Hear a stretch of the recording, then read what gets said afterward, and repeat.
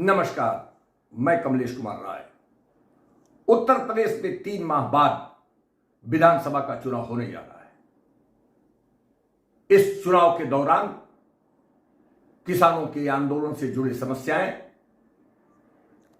प्रदेश में महंगाई और विद्युत समस्याओं से जुड़े तमाम मुद्दे चुनाव के दौरान उठने की संभावना बनी हुई है। प्रदेश में जिस ढंग से कोयले की कमी के चलते तमाम उत्पादन गृहों में जनरेशन कम हो गया है, वहीं आने वाले दिनों में इन जनरेशनों की कमी के चलते प्रदेश में गंभीर विद्युत संकट बनने की संभावना से इनकार नहीं किया जा सकता। अभियंता संघ के नेता शैलेंद्र दुबे के मुताबिक पन की परीक्षा ओबरा अनपरा तापगृहों में कोयला लगभग समाप्त हो चुका है। ऐसी स्थिति में प्रदेश में एक गंभीर विद्युत समस्या है जिससे आम आदमी प्रभावित होने से नहीं बच सकता।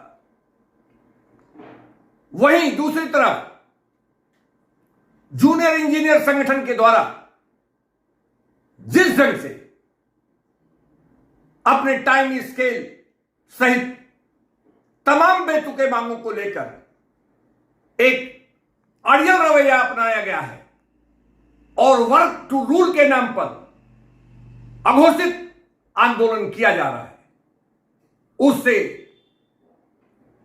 उपभोक्ता आम जनता प्रभावित होने लगी है।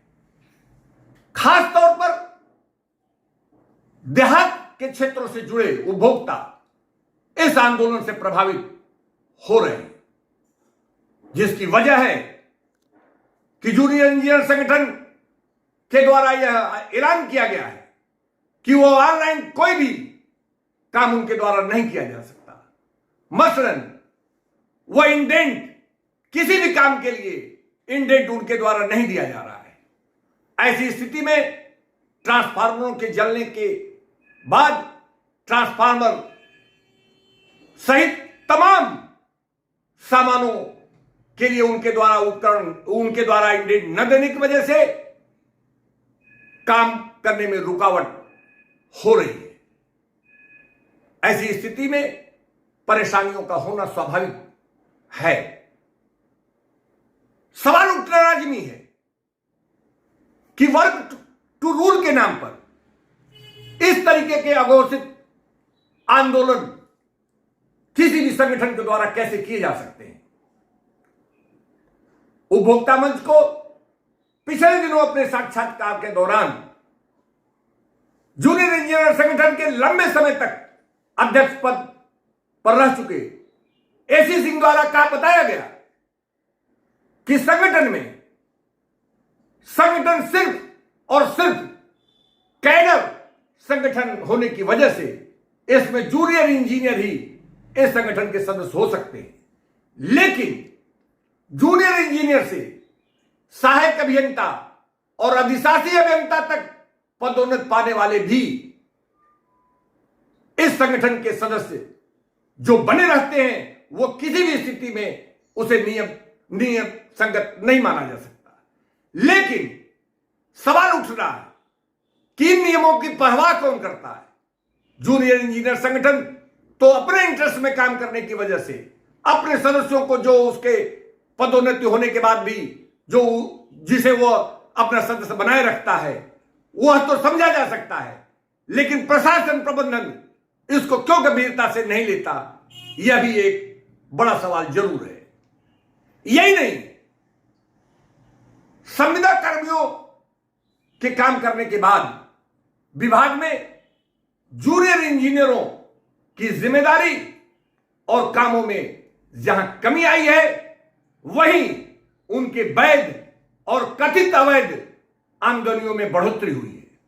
बावजूद उसके उनके द्वारा बार बार अपने मांगों को लेकर जो लंबे समय तक स्ट्राइक किया जाता है और उसे समय से उस पर न तो कोई प्रबंधन उनसे बात करता है और न उस समस्या का समाधान करता है, ऐसी स्थिति में आम आदमी इससे प्रभावित होता है और उसे तमाम दिक्कतों का सामना करना पड़ता है।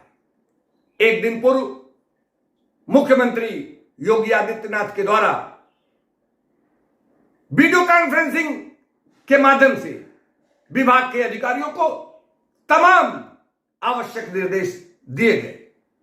मुख्यमंत्री ने कहा कि किसी भी हालत में बकाए बिल के आधार पर लोगों के विद्युत कनेक्शन विच्छेदित न किए जाए।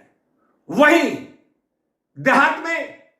देहाती क्षेत्रों में शाम से लेकर रात के जो रोस्टिंग हो रहे हैं वो किसी भी हालत में उसे रोके जाए।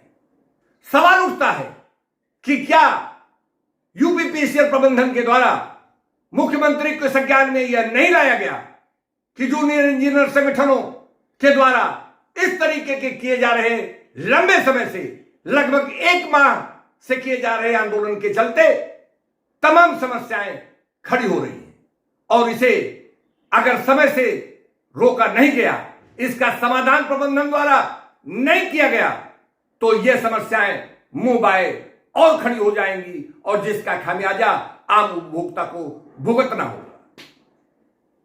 कुल मिलाकर जिस ढंग से जूनियर इंजीनियर संगठन आंदोलन कर रहा है, प्रदेश में कोयले की कमी है और इस कमी के चलते जनरेशन न हो पाने से विद्युत आपूर्ति में व्यवधान हो रहे हैं।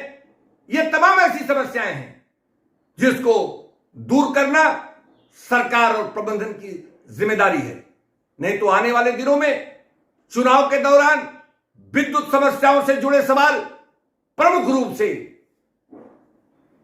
इस